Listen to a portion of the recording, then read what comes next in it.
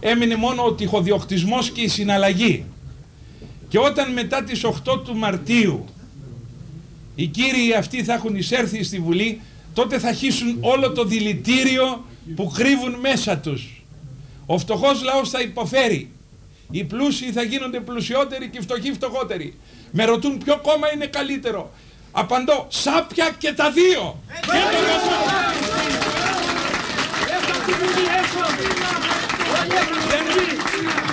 Προσπαθούν.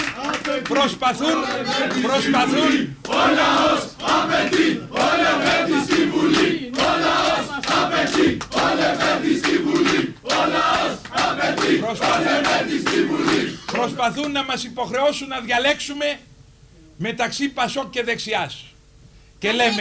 Και λέμε, είμαι αρσενικό, πεθάνει κανείς. Είμαι στριχνίνη, πεθαίνει. Όχι. Και είναι το δηλητήριο. Και τα δύο κόμματα είναι σάπια.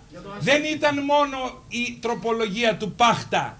Τροπολογίες σαν του Πάχτα που βουλευτές εξαγοράζονται και δωροδοκούνται γίνονται στη Βουλή 10 την ημέρα.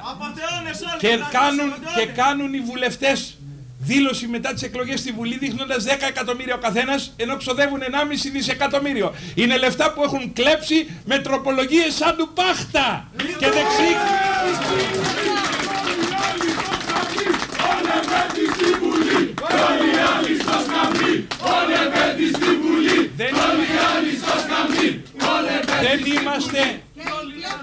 Δεν είμαστε τιμωροί να βάλουμε κανέναν στο σκαμνί. Απλά στο σκαμνί μπαίνει μόνιμα ο ελληνικός λαός και θέλουμε να τον βγάλουμε από αυτή τη θέση.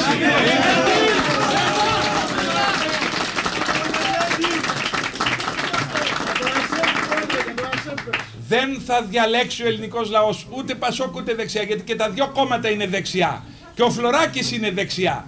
Όλοι τα παίρνουν, κυρίες και κύριοι. Όλοι εξαγοράζονται.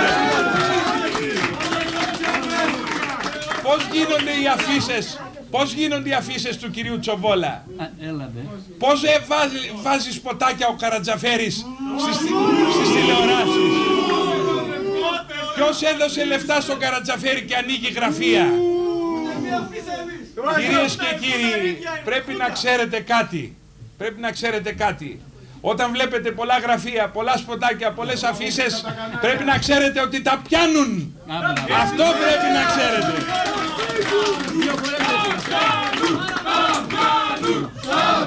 Λοιπόν, δεν θα ψηφίσει η Ελλάδα.